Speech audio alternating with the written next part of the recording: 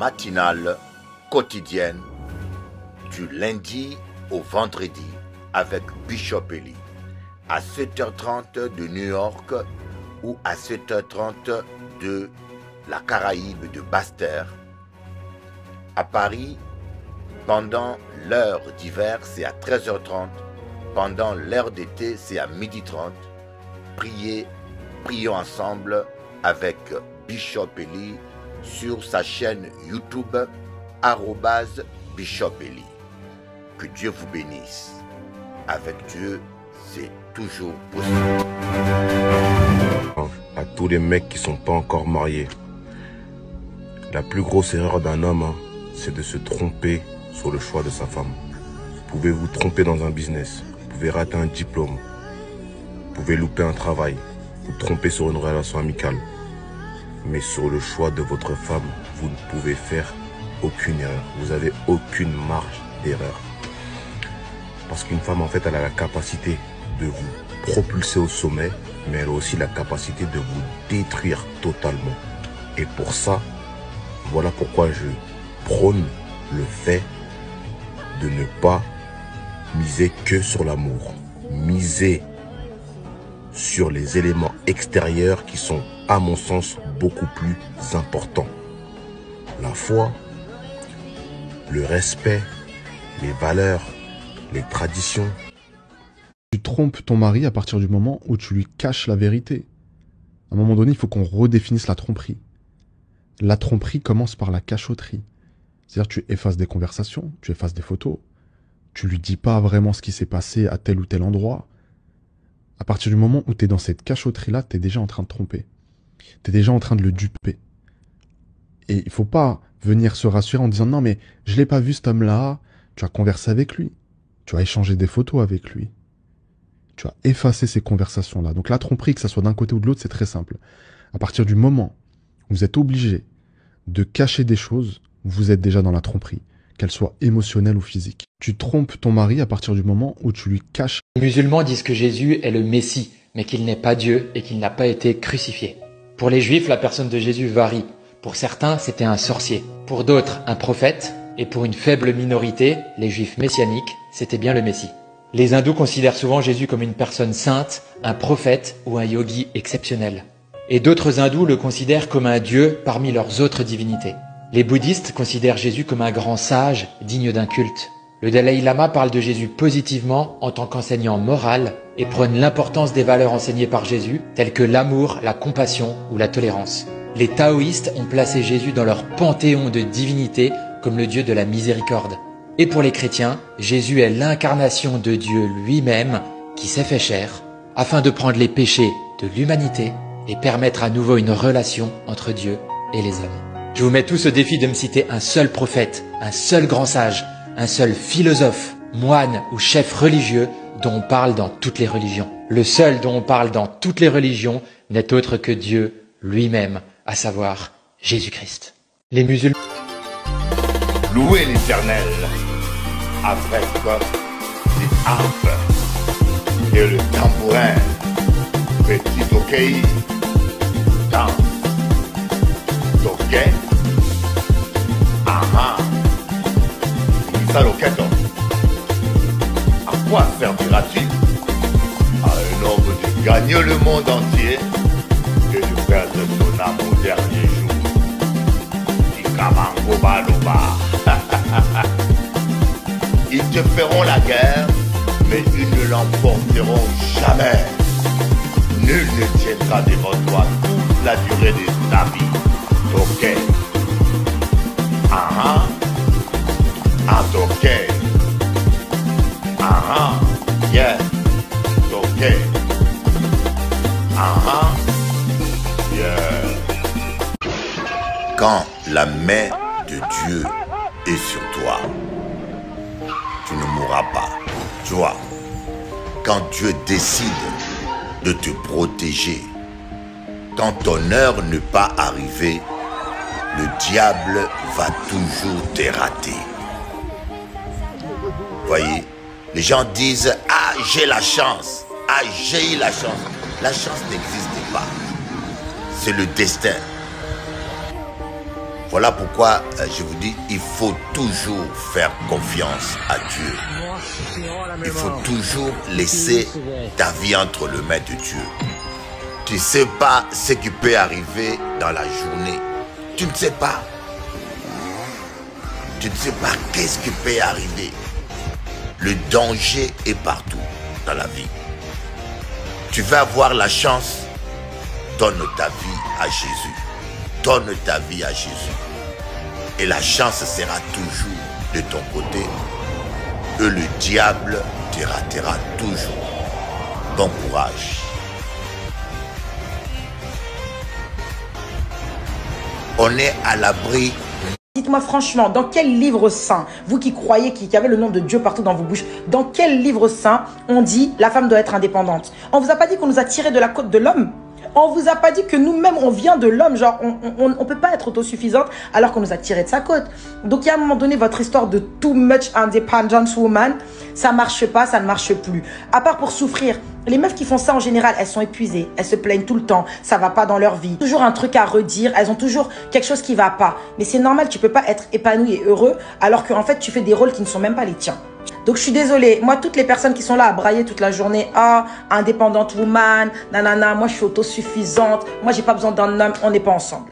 On n'est pas ensemble, pas du tout. On a toujours besoin de quelqu'un, on s'enterre pas tout seul. Et c'est écrit nulle part dans aucun livre religieux que la femme doit être indépendante et autosuffisante. Il y a un moment donné, vous attirez les clampins. Parce que pourquoi tu veux qu'il se mette dans son rôle? Pourquoi tu veux qu'il se mette dans son rôle alors que tu l'as pris? Tu as pris son rôle. Tu veux prendre son rôle, mais laisse-lui son rôle. Reste à ta place un peu, reste à ta place. Franchement, reste à ta place.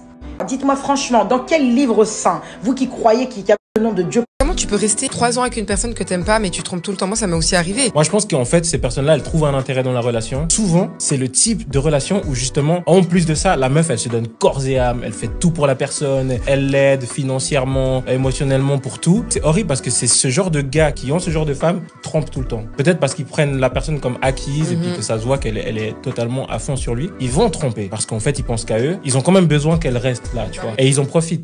Tu peux rester 3 ans avec une personne que t'aimes pas mais tu trompes tout le temps? Moi ça m'est aussi arrivé. Moi je pense qu'en fait ces personnes-là elles trouvent un intérêt dans la relation. Souvent c'est le type de relation où justement en plus de ça la meuf elle se donne corps et âme, elle fait tout pour la personne, elle l'aide financièrement, émotionnellement pour tout. C'est horrible parce que c'est ce genre de gars qui ont ce genre de femmes qui trompent tout le temps. Peut-être parce qu'ils prennent la personne comme acquise et puis que ça se voit qu'elle est totalement à fond sur lui. Ils vont tromper parce qu'en fait ils pensent qu'à eux. Ils ont quand même besoin qu'elle reste là, tu vois. Et ils en profitent. Comment tu peux rester 3 ans avec une personne que t'aimes pas? Dieu te donnera le mariage, mais c'est ta responsabilité de rester fidèle à ton conjoint. Dieu te donnera des opportunités, mais c'est ta responsabilité de travailler pour ces opportunités. Dieu te donnera la santé, mais c'est ta responsabilité de prendre soin de ton corps et mener une vie équilibrée.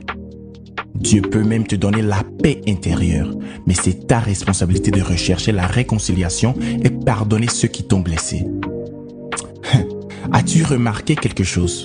Chaque bénédiction que Dieu te donne dans la vie vient avec un niveau de responsabilité que tu dois être prêt à accepter. Il y a certaines bénédictions que Dieu cherche à te donner, mais lorsqu'il voit que votre niveau de caractère et discipline n'est pas à la taille de cette bénédiction, il ne te le donne pas. Pas parce que Dieu est méchant, mais parce qu'il veut pas bénir quelqu'un qui peut pas gérer la bénédiction qu'il te donne.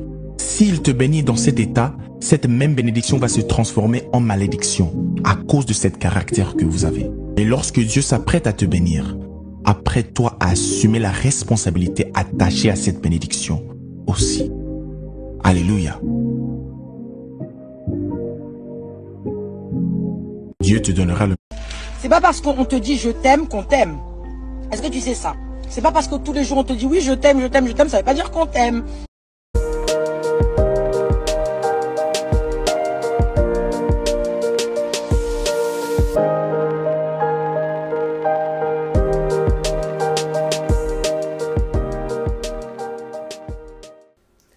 Bonjour à tous. Bonjour à tous. Et bienvenue dans l'émission orchestrée par Bishop Eli pour Télé Antilles.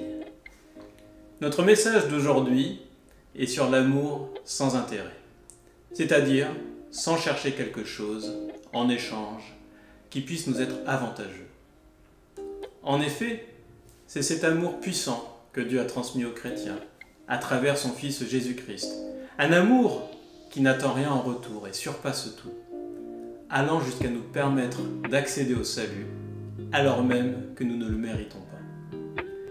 Dans sa grâce infinie, notre Seigneur nous aime, comme Paul l'affirme dans Tite 3, versets 4 à 7.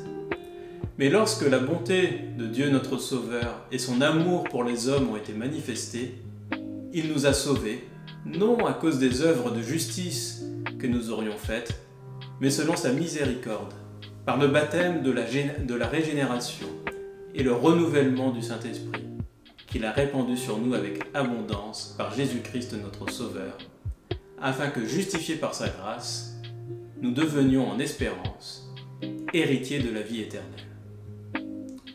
À notre tour, cherchons à enrichir notre vie avec cette forme d'amour, généreux et pur, qui ne calcule pas, à aimer comme Jésus a aimé. Ce n'est pas simple, mais c'est si puissant. Prions notre Seigneur pour qu'il nous aide à aimer de plus en plus de cette façon. Je laisse maintenant la parole à Cathy. Merci Chris pour ce message qui nous rappelle la bonté de Dieu. En effet, le mot intérêt signifie s'attendre à recevoir un ou plusieurs bénéfices par rapport à une action ou un comportement que tu as eu envers quelqu'un. Je ne parle pas bien entendu d'avantages financiers ou d'avantages que tu peux avoir dans ton entreprise, ça c'est autre chose. Car nous travaillons pour avoir ce type d'avantages. Mais je parle plutôt d'un type d'amour qui nous dépasse.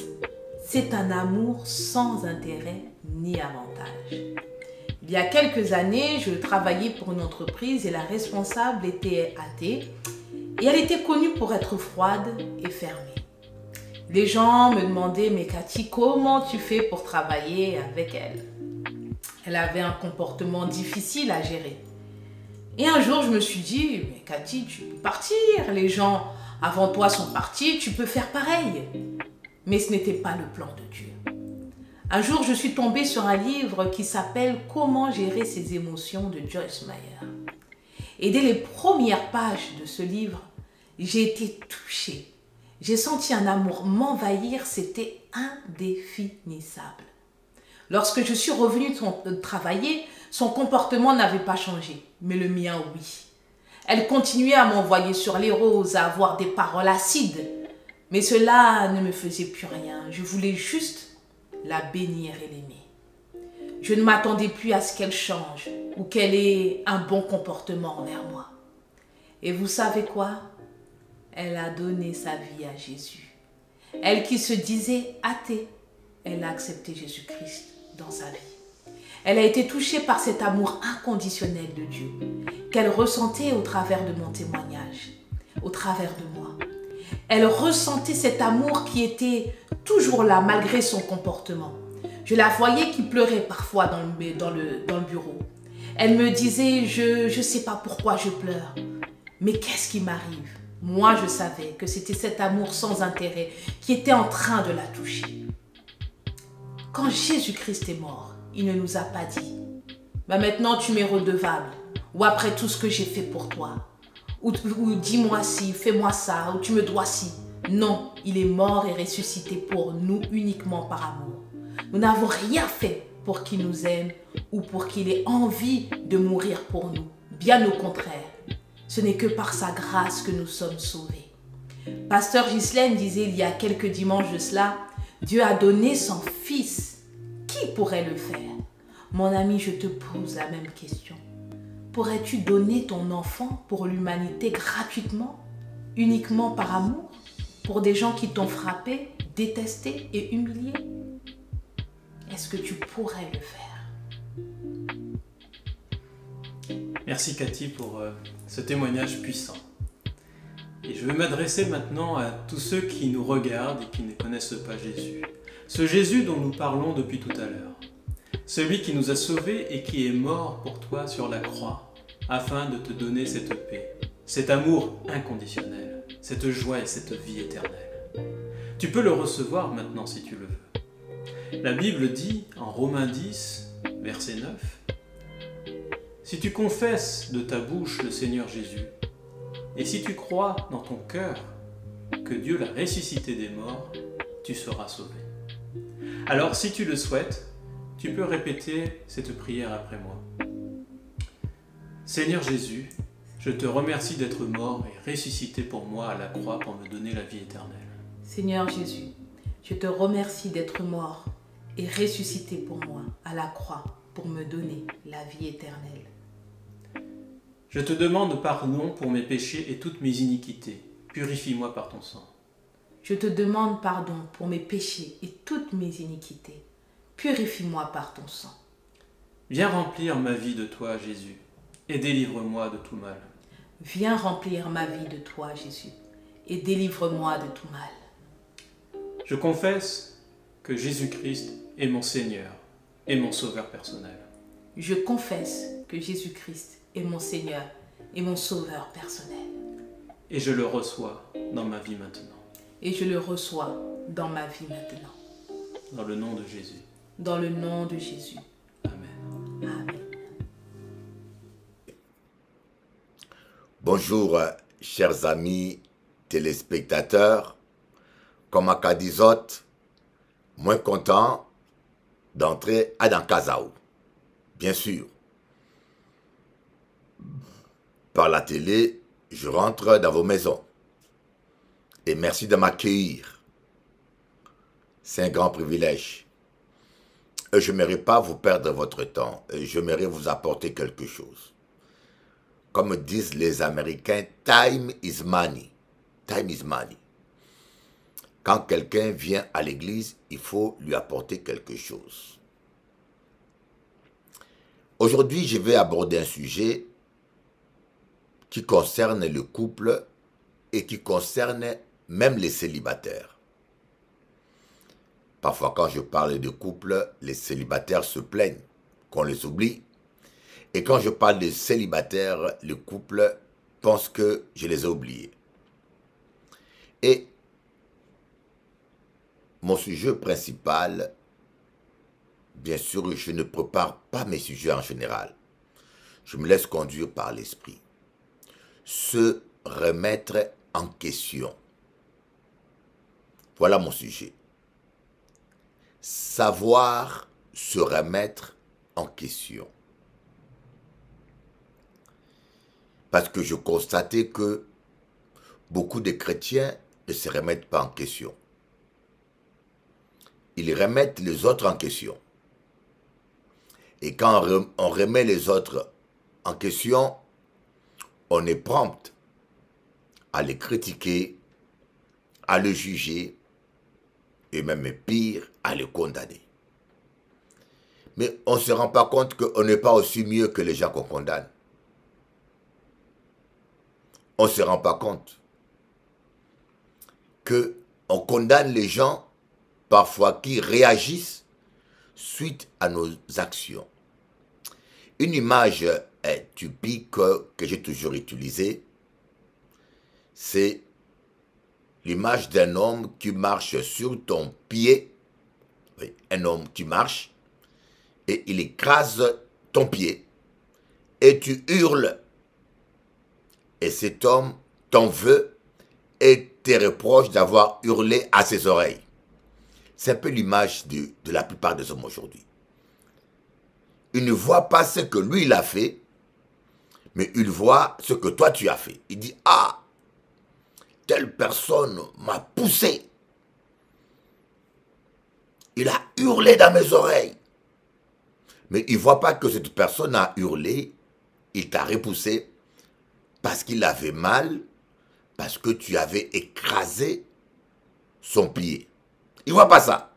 Il retient simplement, une telle personne a crié dans mes oreilles. Ça m'a fait mal, il m'a même repoussé. Bien-aimés, parfois nous les hommes, dans certains cas, nos épouses nous repoussent au lit. Une femme te repousse au lit.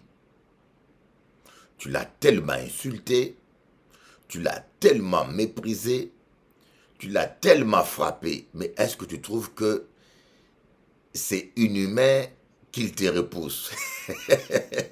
On a un problème, nous les hommes, comme les femmes aussi. Hein. Je me rappelle, j'avais un chihuahua. Il est déjà mort, hein, mon petit chihuahua. C'est un chien que j'ai acheté à Saint-Domingue. Dès que j'ai amené en Guadeloupe, il a appris les créoles. À Saint-Domingue, il a aboyé en espagnol. Il est arrivé en Guadeloupe, il a aboyé en créole. Et après, je l'ai amené à Paris. Mais ce chien-là, j'ai voulu le dresser parce qu'il ne peut pas comprendre rien. J'ai commencé à lui faire des fessées. Vous savez que le chihuahua est tout petit. Hein? J'ai commencé à lui faire des fessées. Et le chien a été traumatisé. Il a tellement été traumatisé quand je l'appelais « Milou, Milou, viens ici ». Le chien prenait la fuite. Parce que le chien a été tellement traumatisé qu'il prenait la fuite, quoi. C'est-à-dire que je suis arrivé à un point où moi j'appelais mon chien, au lieu qu'il vienne, il prenait la fuite. Et c'est là où je me suis rendu compte que j'étais trop dur, que je dressais très mal le chien et que je tapais trop fort. Parce que quand il faisait popo, je prenais sa tête, je le mettrais sur son popo et je faisais une fessée, mais sauf que c'était un chihuahua, il est tout petit. C'était trop fort. C'est un peu ça. Même l'animal, il fuit quelqu'un qui le fait mal. Toi, tu es une femme mariée. Toi, tu es un homme marié. Tu fais mal à ta femme. Tu l'humilies. Tu la blesses. Tu le blesses. Tu la gifles. Et tu trouves anormal qu'à un moment donné, au lit, qu'il te repousse ou qu'elle te repousse. Soyons logiques. La femme ou l'homme réagit par rapport à ta dureté, par rapport à ta violence, par rapport à ton agressivité. Donc, c'est un peu ce qui se passe dans la vie de chaque jour. Étant que chrétien, étant que époux ou épouse, on ne se remet pas en question.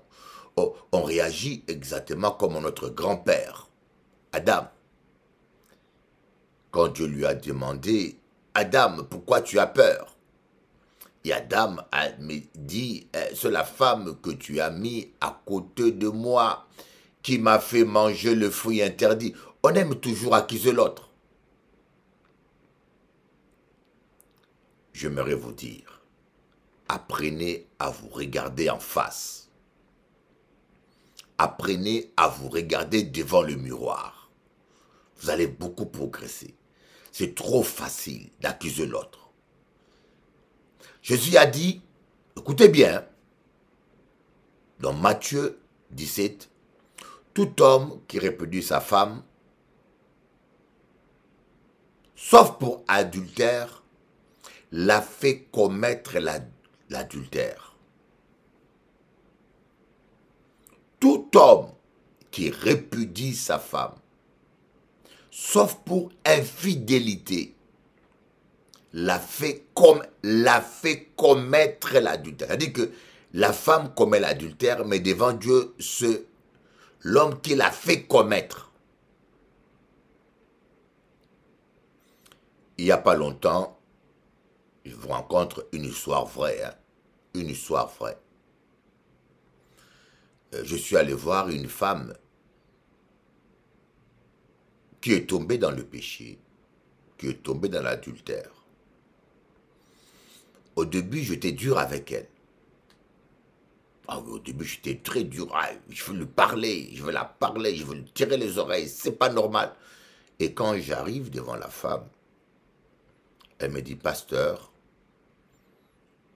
je connais un premier homme qui me tapait, qui m'a jamais aimé. Je connais un deuxième homme qui m'a tapé aussi, qui m'a méprisé.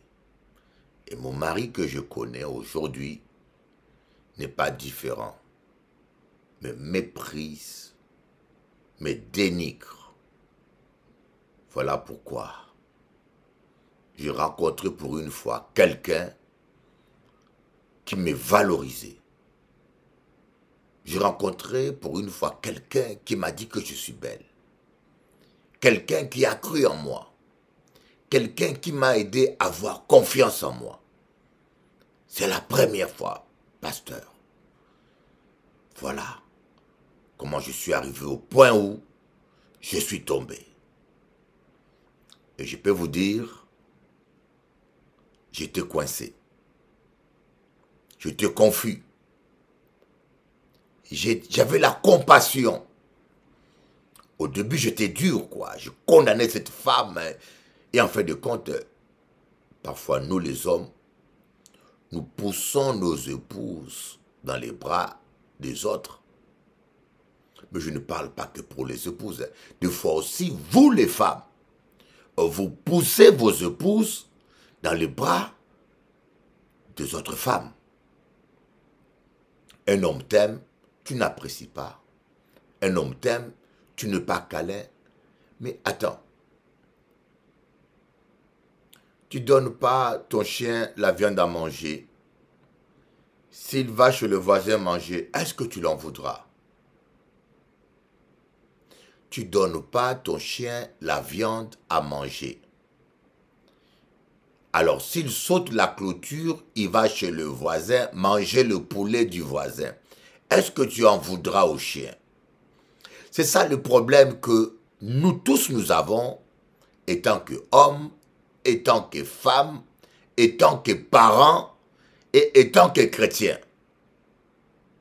Alors, tu veux que le chien meure amoureusement de faim chez toi. Tu as un chat, tu ne le nourris pas. Tu peux être sûr, il sera chez le voisin pour chercher à manger. Mais après, il ne faut pas l'en vouloir. Il ne fait que survivre. Ici, je veux parler aux chrétiens célibataires, eux aussi aux femmes comme aux hommes. Donne l'amour, donne l'affection à ta femme ou à ton mari. Parce que l'instinct de survie, je dis bien l'instinct de survie, fait que quelqu'un ne restera pas mourir amoureusement pour toi. Tu vas le pousser à commettre adultère, à aller chez le voisin. Voilà, donc ici je suis en train de parler en globalité. Hein. Je suis en train de parler en globalité. Parfois, nous ne sommes pas responsables de nos actes. Nous n'aimons pas nous remettre en question parce que d'abord, on est orgueilleux ou parfois on est fier ou parfois c'est trop vilain. Moi, j'ai déjà vu une femme qui a peur de se miroiter parce qu'il a peur de voir son visage. C'est trop vilain. On s'aime trop. On veut faire la politique de l'autruche. Vous savez, l'autruche, quand il est poursuivi, il court. Qu'est-ce qu'il fait? Il creuse un trou, il met sa tête dans le trou et il se croit en sécurité. Ce n'est qu'une illusion optique. Il se croit caché alors qu'il a toutes ses cuisses dehors. Parfois, nous aussi, on fait la politique de l'Autriche. On se ment en soi-même. D'ailleurs, c'est le comportement typique d'un pervers narcissique. Un pervers narcissique n'a jamais tort. Un pervers narcissique ne va jamais accepter ses fautes. C'est toujours la faute des autres.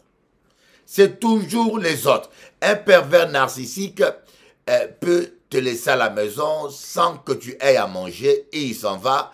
Et quand tu l'apprends que tu es allé chez le voisin demander à manger, il t'en veut. Tu m'as fait honte. Comment tu oses aller mendier chez le voisin? Alors qu'est-ce que tu voulais qu'elle ou qu'il reste à la maison affamé et qu'il meure pour sauver ton image?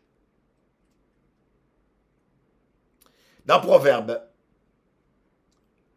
je vais essayer de trouver ce verset. Alléluia. Si tu trouves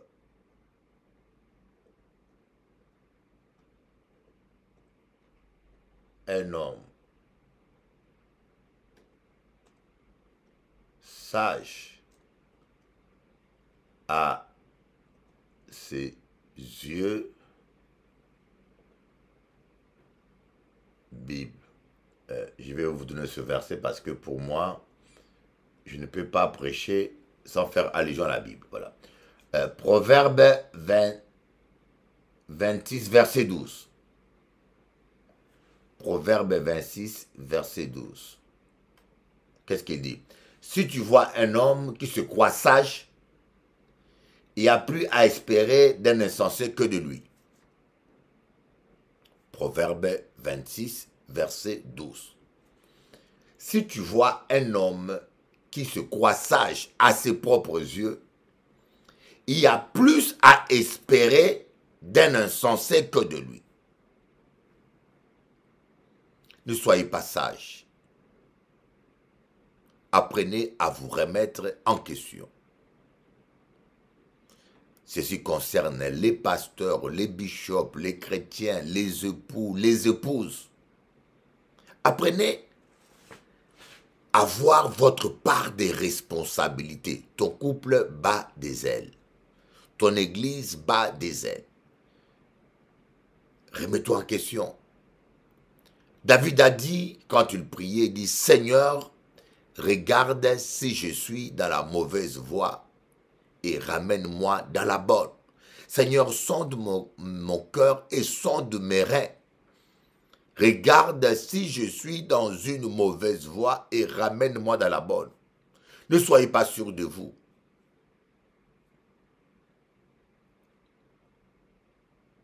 Et cette attitude systématique qui consiste à voir toujours la faute des autres vous empêche de voir votre part des responsabilités. Écoutez bien, cette attitude qui consiste, je vous donne un exemple, je connais un homme, pendant 6 ans, il ne touchait pas sa femme. Pendant 6 ans. Et puis je vous dis, je connais la sœur, une belle femme. Je vous dis, une belle femme. Je l'ai eu chez moi à la maison, il venait, elle s'est attachée à moi avec ses enfants, je les aimais beaucoup. Mais une belle femme, quand je vous dis une belle femme. Mais le monsieur, pendant 6 ans, la femme me dit, Bishop Eli, ça fait 6 ans que mon mari ne me touche pas. Est-ce que c'est humain ça? Voyez? Et un tel gars encore va se plaindre. Ah, ma femme a fait des bêtises. Ah, ma femme. Tais-toi. Arrête d'aboyer. En ça. Je ne suis pas là pour défendre les hommes ou les femmes. Je suis là simplement pour dire cette attitude qui consiste toujours à voir les fautes de l'autre. Comme notre arrière-grand-père, arrière-arrière-grand-père Adam avait fait. Seigneur, c'est la femme que tu as mis près de moi qui a fait ça. Qui m'a poussé? Qui m'a proposé? Eh mais tu aurais pu dire non. Tu aurais pu dire non.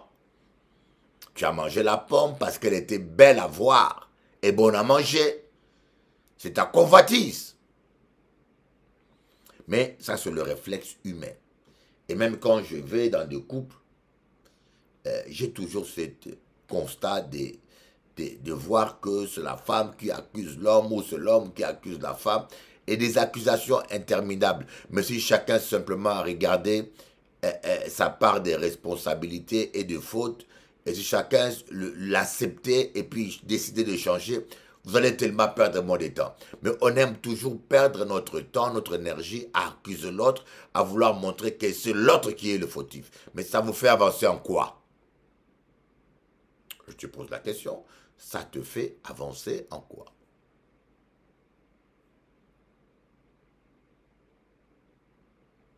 Mais je vous dis, c'est rocambolesque. C'est rocambolesque de constater que c'est toujours les mêmes attitudes que nous avons. Reconnaître ses fautes. Voyez, quand on parle de la repentance, il ne peut pas avoir la repentance quand quelqu'un justifie son péché. Ah, j'ai fait ça parce que tu as fait ça. Je t'ai insulté parce que c'est toi qui as commencé. Je t'ai frappé parce que tu m'as insulté. Il ne peut pas avoir de repentance. Tu ne dois pas insulter, tu ne dois pas insulter. J'ai un pasteur qui s'est mis à insulter tout le monde. Un pasteur congolais. J'ai regardé dans les réseaux, je vois un pasteur qui maudit tout le monde et qui maudit tous les gens qui viennent sur sa page Facebook, qui l'insultent. Il les insulte aussi. Il a dit, je vous insulte. Et tout le monde est choqué, bien sûr. Et moi, je voulais faire une vidéo pour le répondre, mais une voix m'a dit, appelle-le. C'est un homme qui est en souffrance. Et je l'ai appelé. Je dis, papa, qu'est-ce qui se passe? Papa, qu'est-ce qui se passe? Tu es tombé dans leur piège. Toi, tu es un homme de Dieu. Tu dois prêcher l'évangile. Mais malheureusement, il ne m'a pas écouté parce que jusqu'à aujourd'hui, il est en train de répondre aux gens qui l'attaquent. Je dis, mais autant de vidéos que tu fais tous les matins pour répondre à ces gens-là, c'est autant d'occasions d'apporter les messages de l'évangile.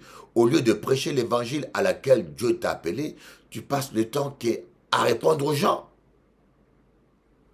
Il m'a dit, ah Bishop, on m'a tellement insulté pendant ces temps, j'en peux plus. Je dis, mais non. Ce n'est pas parce qu'on t'insulte que tu dois répondre par insulte. La Bible dit, ne répondez pas insulte pour insulte. Ne rendez pas le mal pour le mal. Soyez vainqueurs du mal par le bien. Mais moi, je vis en lui un homme qui souffre et qui a craqué. Je ne le condamne pas. Parce que ça peut arriver qu'on craque. Il a craqué parce que les Congolais l'ont trop harcelé. Il a craqué. Mais il n'a pas d'excuse pour insulter les gens. Mais il a craqué humainement. Il peut craquer. Il a craqué. Alors j'ai appelé un ami à moi qui est bishop là-bas, archibishop, au Congo. Il m'a dit, Bishop Eli, moi aussi je suis inquiet. Est-ce qu'il a perdu la tête? Qu'est-ce qui se passe? Je ne comprends rien.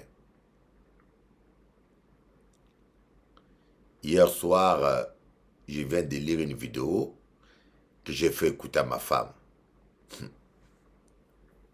Ma femme m'a dit, Doudou, ne mets pas ça en public. Ça va décourager beaucoup de gens.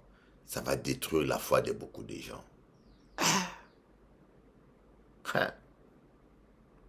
Bien aimé, je suis congolais d'origine, français de nationalité, congolais d'origine, de père et de mère. Mère, Kalondimoa Diambala, de Kasaï oriental, Chilenge, sous-région Chilenge, village Chilenge. Mère, père Mumbala, Lisiki, Mumbala, maman Mundele. Mais je vous dis, mes frères africains, c'est trop. Mes frères africains, on est champion du monde dans les bêtises, dans la stupidité, dans c'est regrettable. Comme je vous dis, mettez-vous à la place d'un enfant chinois qui ne connaît pas les noirs, et quand il vient sur TikTok, il voit les femmes noires poster leur postérieur en train de danser. Qu'est-ce que ces gens-là vont penser de nous? Et si ces gens-là nous traitent des singes ou des sauvages, on dit qu'ils sont racistes. Mais est-ce que ce n'est pas notre comportement qui... Est-ce que ce n'est pas la conséquence de notre comportement, bien-aimé?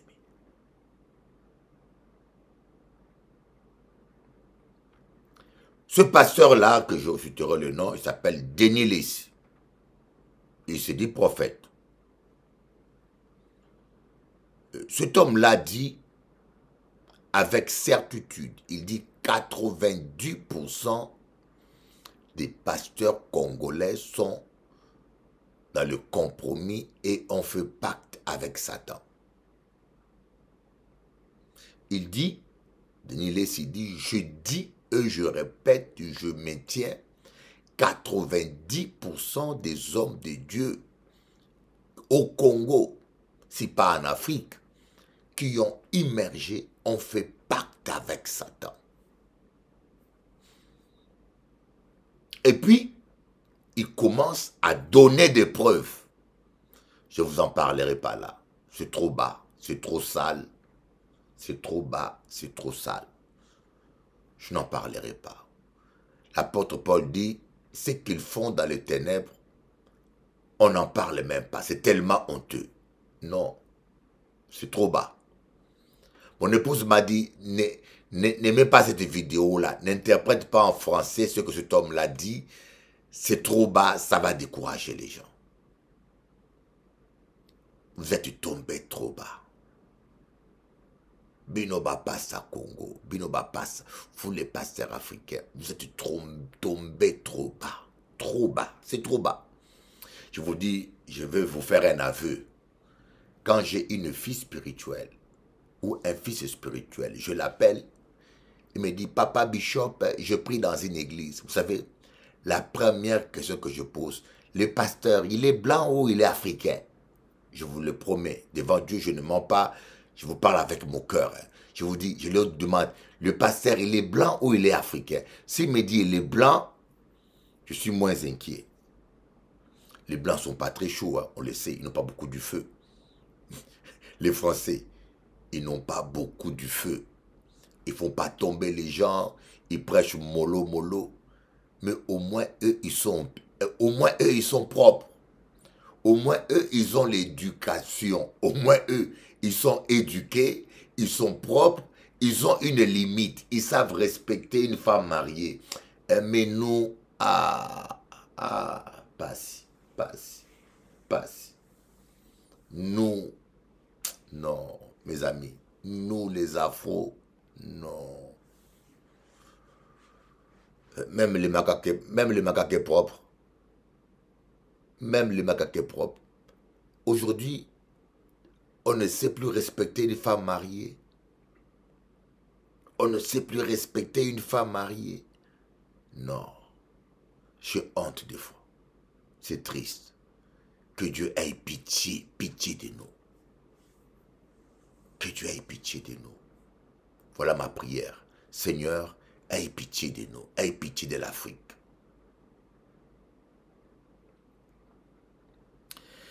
Donc, aujourd'hui, je voulais simplement dire, nous devons apprendre à nous remettre en question. Vous savez, les premières voitures n'avaient pas de lampes, de lumière. Les premières voitures n'avaient pas de freins. Quand la voiture roulait, il fallait voir comment les gens sautaient. Aujourd'hui, les gens traversent la rue, ils marchent comme un petit canard. Et certaines femmes, elles marchent. Mais au début de l'invention de la voiture, quand une voiture passait, tout le monde dégageait la route. Parce que la voiture n'avait pas de frein. Et c'est après quelques accidents qu'ils ont dit, mais tiens, il faut un frein quand même, parce qu'on ne va pas écraser autant de gens. Et c'est comme ça qu'ils ont inventé le frein. Et après, c'était la nuit. Ils se sont rendus compte que la nuit, une voiture, on ne la voyait même pas. Et puis les gens traversaient la route sans savoir qu'il y a une voiture qui arrivait.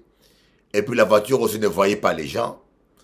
Ils ont dit, ah non, il faut qu'on invente des lampes pour éclairer la route, pour les voitures. Vous voyez, nos erreurs peuvent nous amener à nous améliorer.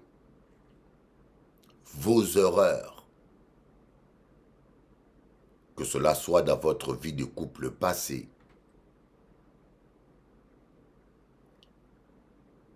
peut vous aider à devenir plus fort. C'est pour cela que certaines personnes disent, un homme qui est tombé est plus fort qu'un homme qui n'est jamais tombé. C'est vrai et c'est faux. C'est vrai si la personne se remet en question et tire une vraie leçon de son échec pour l'avenir. C'est faux si la personne ne se remet pas en question et se contente toujours à accuser les autres et à s'apitoyer. Nos erreurs nous rendent plus forts.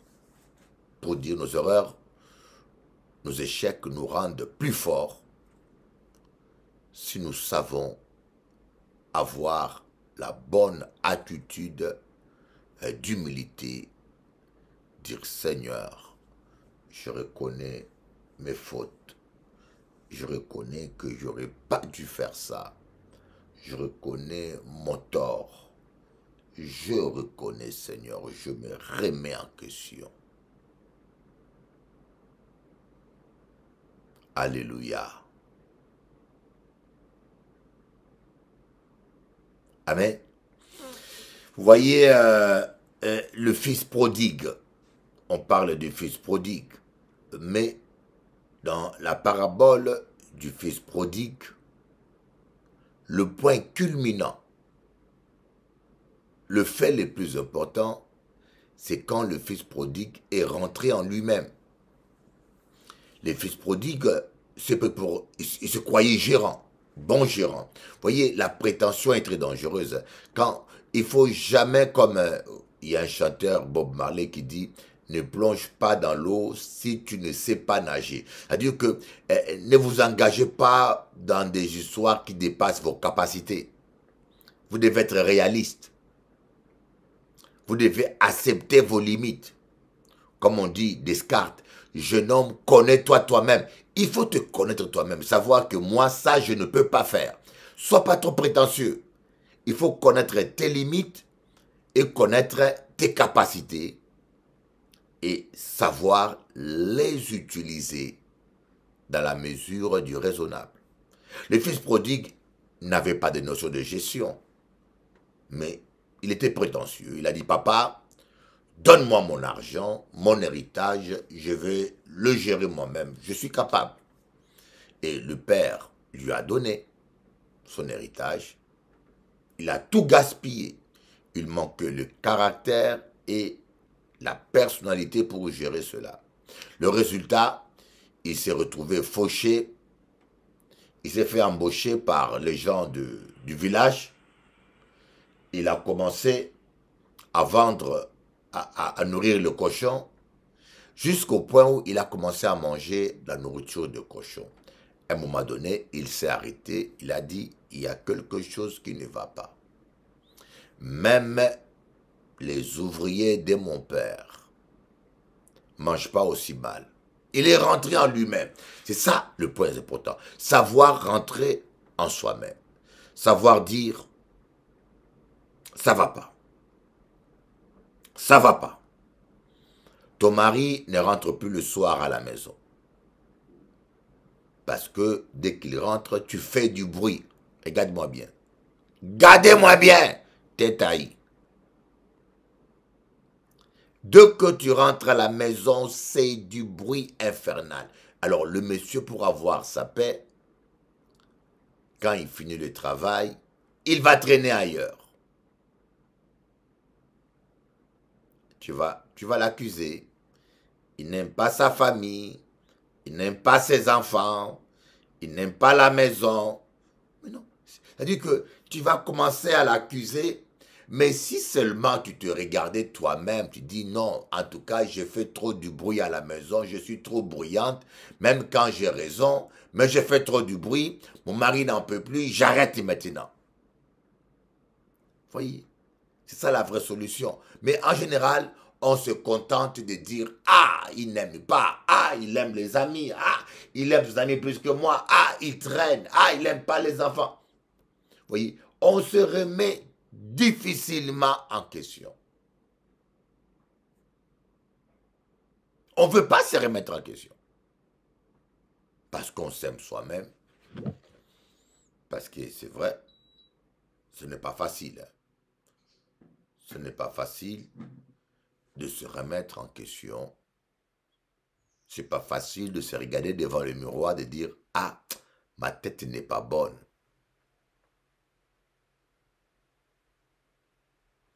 Voilà pourquoi je dis pour s'améliorer, pour réussir dans la vie, vous devez apprendre à vous remettre en question.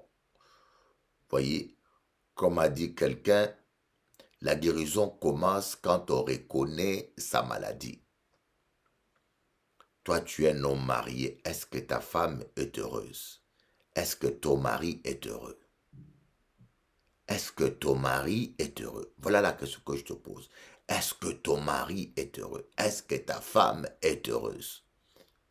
Et si ce n'est pas le cas, dis-toi, qu'est-ce que je fais qui ne le convient pas, qui ne la convient pas? Et qu'est-ce que je dois améliorer? C'est comme ça que tu vas progresser. Mais lorsqu'on a la mauvaise attitude et qu'on se contente à accuser l'autre, ça ne va pas à cause de lui. Il aurait dû faire ceci, il n'a pas fait ceci. C'est la faute à lui, pas à moi, c'est lui. Ah oui, non, non, il n'aime pas les enfants, il n'aime pas ceci, il n'aime pas cela.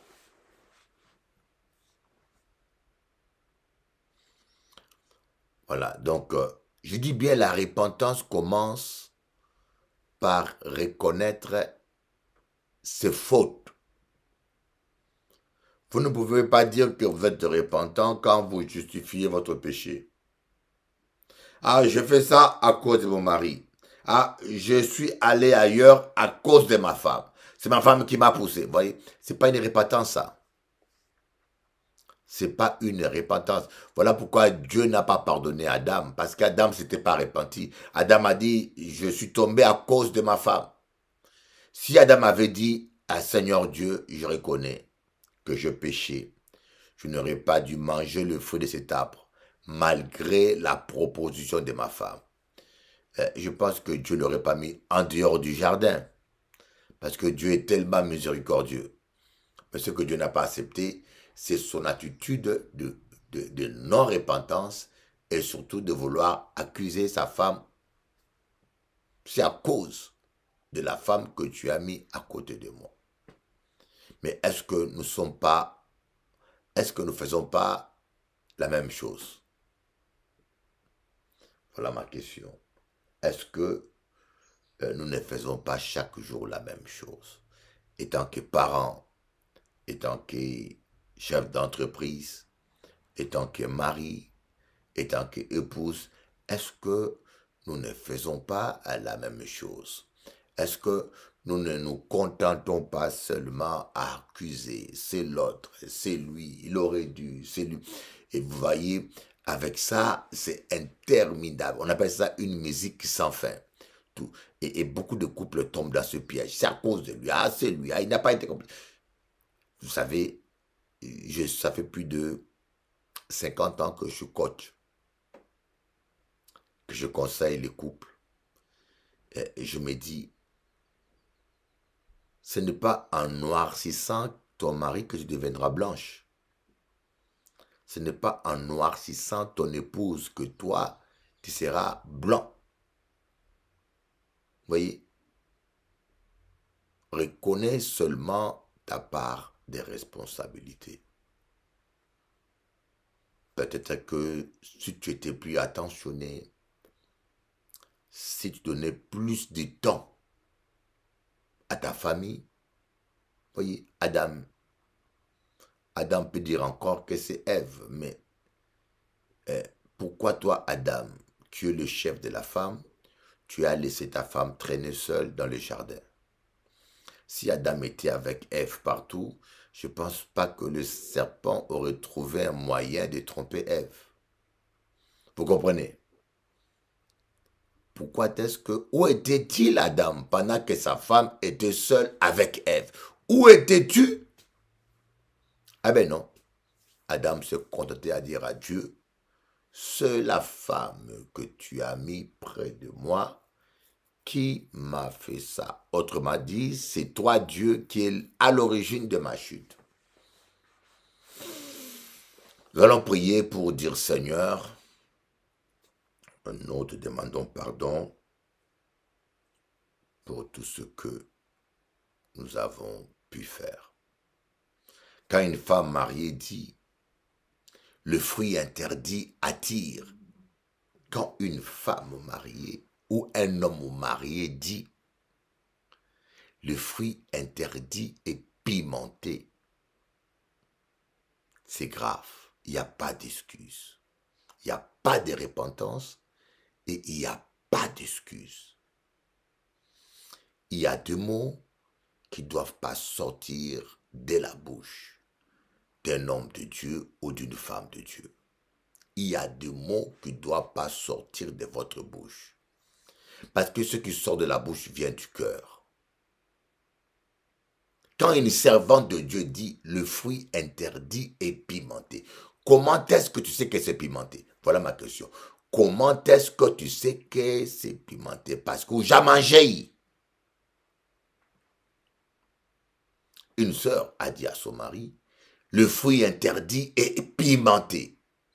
Qu'est-ce qui est pimenté? C'est l'adultère. Qu'est-ce que le fruit interdit dans un mariage? C'est l'adultère. Pour une femme comme pour un homme. C'est une relation extra-conjugale.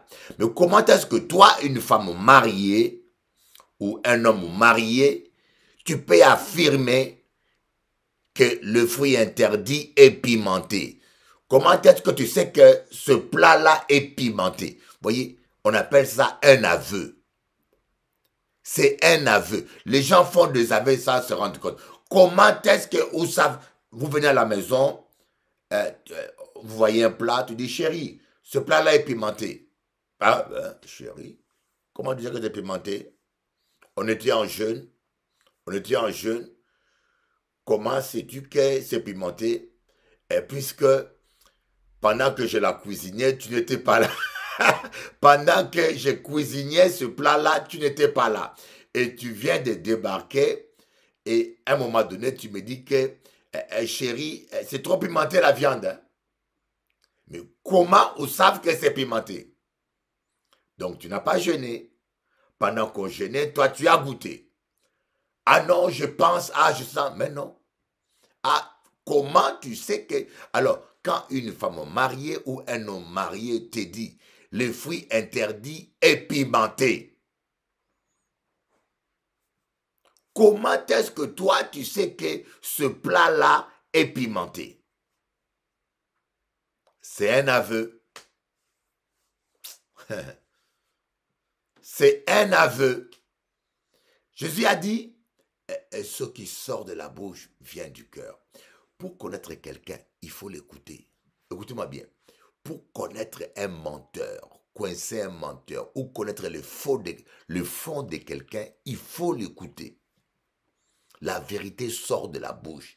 Les gens se trahissent eux-mêmes. Il faut écouter quelqu'un quand il parle et analyser. Il y a des abscisses révélateurs. Le fruit interdit est pimenté. Dis-moi maintenant, quel est le fruit interdit? Et comment ils savent que c'est pimenté? Voilà pourquoi j'ai dit, remettons-nous en question. Remettons-nous en question pour progresser dans la vie et pour vivre la victoire de Dieu. Sinon, ça bloque. Attends, je vais voir qu'est-ce qu'elle me dit. Elle me dit quoi?